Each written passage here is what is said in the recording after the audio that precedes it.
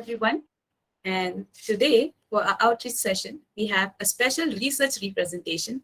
And for the very same, with us, we have Menelaos Raptis. And I would like to introduce him to you all.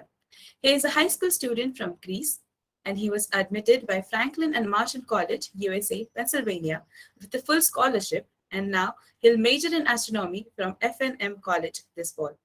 He was also selected by Space General Advisory Council to present his research on the prediction of the COVID-19, a research that utilizes space-based data in order to predict the severe spread of COVID-19 pandemic. His main goal is to utilize the data provided by various space agencies to maximize the output of his research. He also conquered the Global Problem Solver Diploma by NASA for the very same idea. With this, I welcome you, and your screen is yours. You can go ahead and present. Great. Hello, everybody, and thanks for the introduction. I'm going to share my screen. Okay, can you now see my screen? Not, yes. Okay, and now you should probably see my presentation. Yes. Okay, so hello again, everybody. My name is Menelaos Raptis, as it was previously said, and I'm going to present my research on the prediction of the COVID-19 spread as a member of the AstroCapsule community and also as a member of the Space Technology for Earth Application project group, which is a part of the Space Generation Advisory Council. So as for the contents of presentation, I'm going to tell you about how was it inspired and about the experience of my participation in NASA Space Hub's COVID-19 challenge, and which included some everyday problems due to the pandemic. And I'm going to explain you also why it is so special. This competition is really pioneering and really innovative.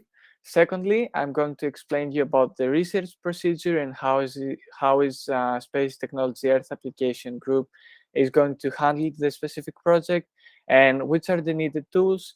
I'm also going to explain the machine learning technologies that are needed to in order for this project to be materialized. And last but not least, I will refer to the conclusions of my research, conclusions about the importance of the investigation of such a project, and also I will explain you why is it so significant to participate in NASA Space Hub's Challenge 2022.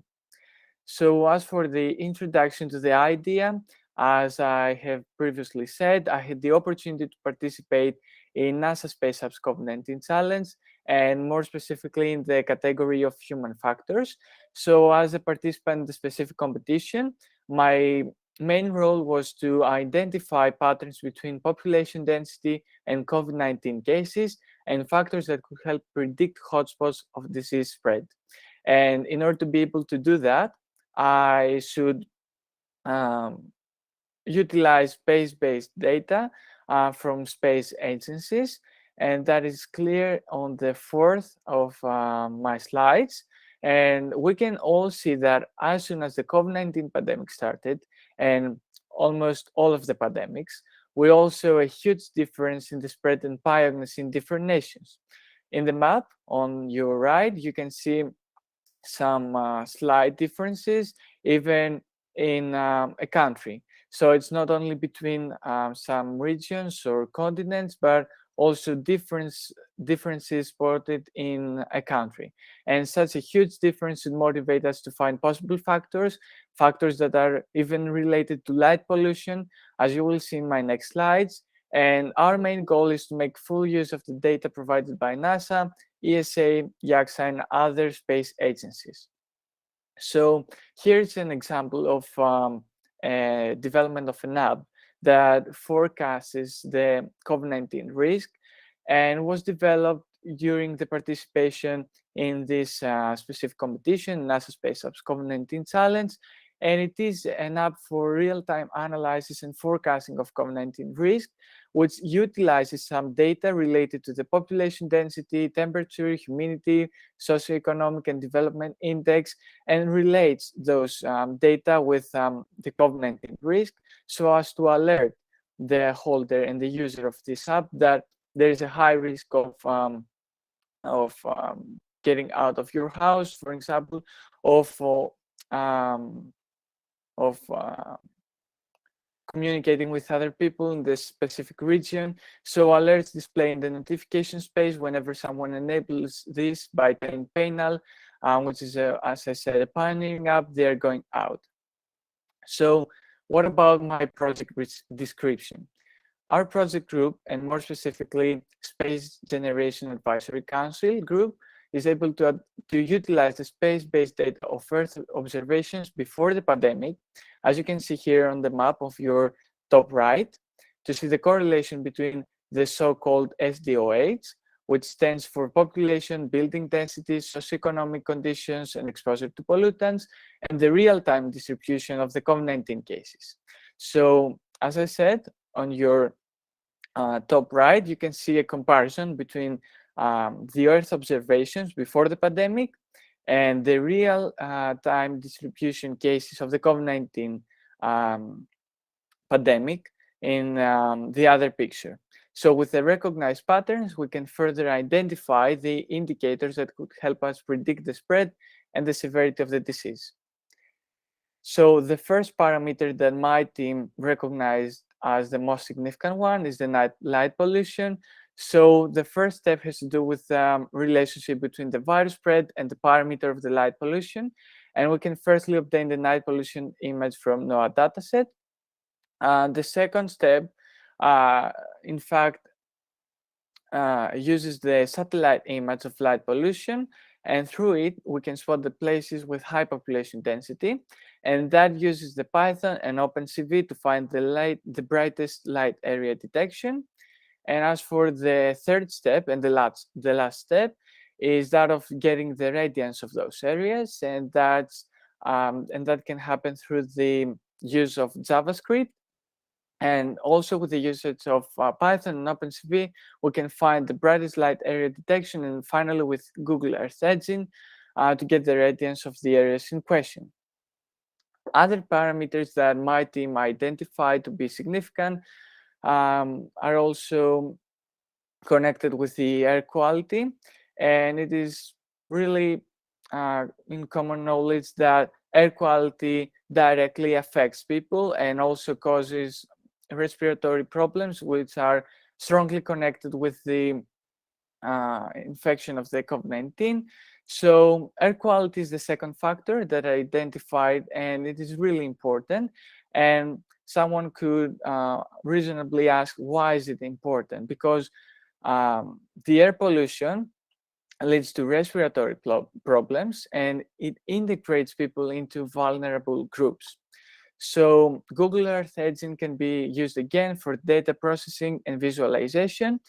And by saying visualization, you can see again on your right of your screen that there is a comparison and direct comparison between a map of ozone, which refers to the distribution of carbon monoxide, nitrogen dioxide, and ozone, and the other picture, which is the real time cases of COVID-19.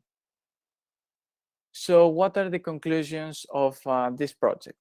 The Space Generation Advisory Council, and more specifically Space Technology for Earth Application Group, can possess a leading role in the prediction of the COVID-19 spread throughout the utilization of space-based data about significant parameters. Also, I identified two of these parameters. The first one is the light pollution, and the second one is the air pollution, and explain their role in the specific pandemic.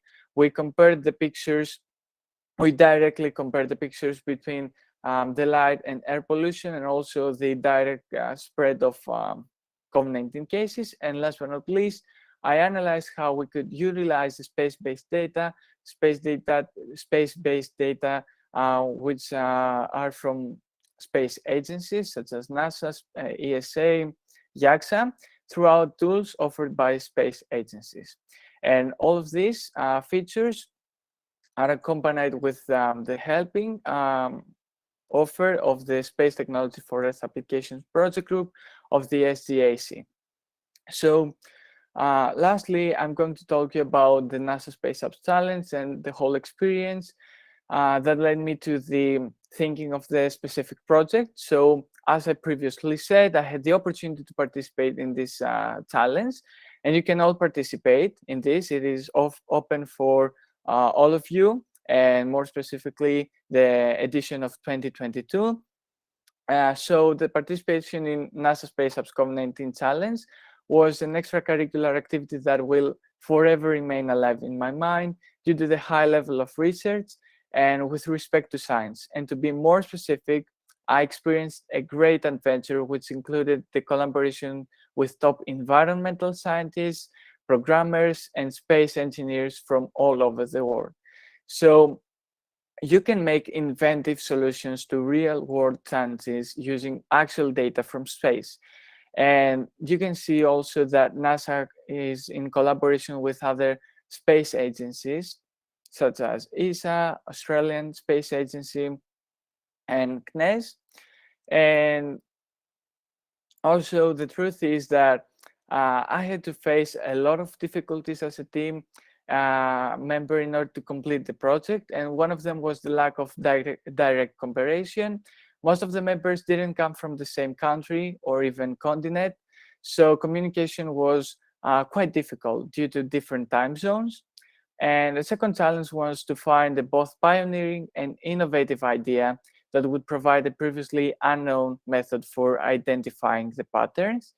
And still, no obstacle could match the spiritual pleasure and satisfaction that research and teamwork offered us.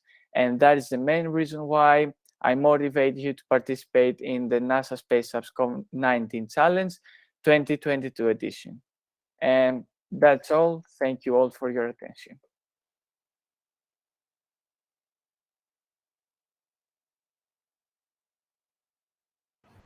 Thank you for such an insightful presentation. It actually gave an insight of how people can contribute by being by using that actually to out innovative solutions. So, people, audience who are there, if you have any question, you can put them into the chat box and I'll read them out for him. Before I take audience questions, I have two questions for you. As you said that your project comes under the category of human factors. So will you please give a brief about why human factors and how human factors contribute to space as well as people who are living here right back on Earth? Okay, human factors are closely related to the building densities, the population densities, as I have previously analyzed during my presentation. So human factors are closely related to our habits, and our habits define the COVID-19 spread, but also the spread of other pandemics throughout the specific population. So the human factors are strongly connected with our habits, the building densities, the population densities, the light pollution, the air pollution, which is a result which comes mainly from the transportation systems of everyday life. So generally, habits and human factors are closely related to the spread of viruses, and throughout the utilization of space-based data, which monitor these factors, which monitor our everyday life throughout satellite images, we can be sure that in those areas, in specific areas, we have a greater level of danger with respect to the COVID-19 spread. Yeah, thank you for the answer. My second question is, well, you mentioned satellite imagery. So, and your entire project is kind of based on satellite image, I guess, right? Mhm. So, could Right, you also yes. highlight how people can go ahead, use the data sets or use the data, how they can approach Mhm, agencies to, ask for the data for their research purposes? How can mhm. people proceed with that? Okay, no one has to approach space agencies. It is way too easier for everyone to obtain these satellite images, as I have analyzed during my presentation. Everyone can get those information throughout a Google search, and to be more specific, through NOAA dataset. And if you search NOAA dataset, and I can also go again to go back to my presentation. As I said in this slide, but it's not that clear. Okay, as I said in this slide, everyone can get a night pollution image from NOAA dataset, sorry, and everyone can analyze it throughout the Python and OpenCV languages in order to obtain the brightest light area detection. It's not something that refers only to some people, but to all of the scientific community. And throughout my participation in NASA Space Hub's COVID-19 Challenge, I was able to get these tools ready to get useful links, which directed me to these sites and to these maps. Yeah, a continued question, I guess. It's in the chat box. He asked, like, it's by Aditya, and he says, are these paid data sets? Do you have to pay anything in order to get the data No, sets? they are absolutely free, and you can also set the time and date of the specific map that you want to obtain.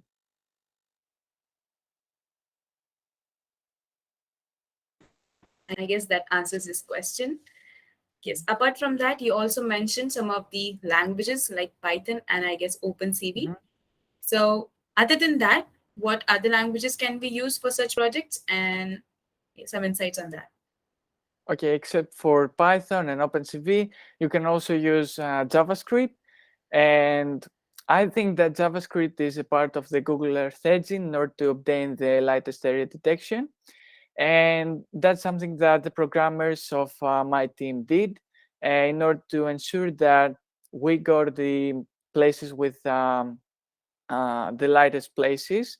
And yeah, that's all. Basically, those three languages are the main key factors that can lead someone to obtaining those areas. Um, as you have this research and already presented it and won recognition for it, so what are your future plans? How you're looking forward to take this research further and implement it? Okay, so I'm looking forward to the further collaboration with Space Generation Advisory Council in order to identify some more factors related to space-based data, and that could help us predict the COVID-19 spread with a greater accuracy.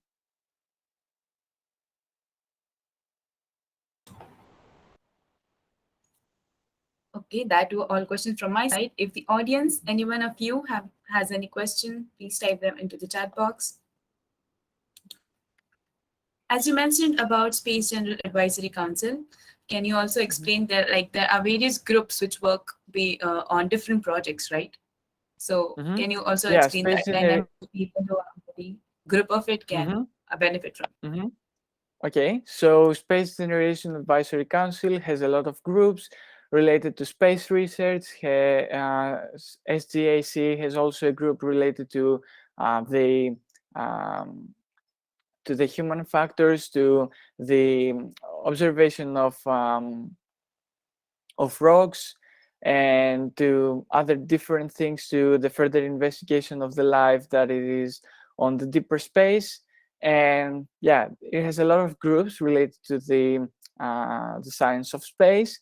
But my group, as you can see here, the Space Technology for Earth Application Project Group, has to do with the utilization of satellite images and other data that could help us predict some virus spread and other factors that could lead to really serious circumstances and dangerous circumstances.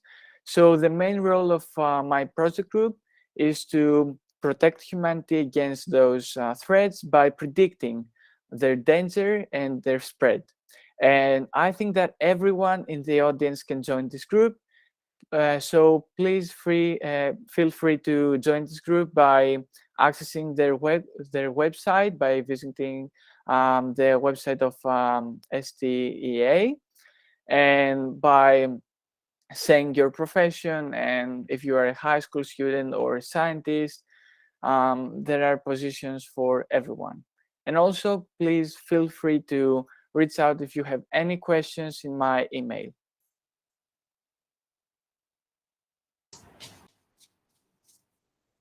Yeah, thank you for the answer. And I guess our audience, there are no more questions from them. So once again, thank you, Menelaos, for giving Great. us a wonderful insight and Mhm. how we can predict by using space applications or tech data for I think that, sorry for interrupting you, but I think that there is one more question, which is about yeah, please.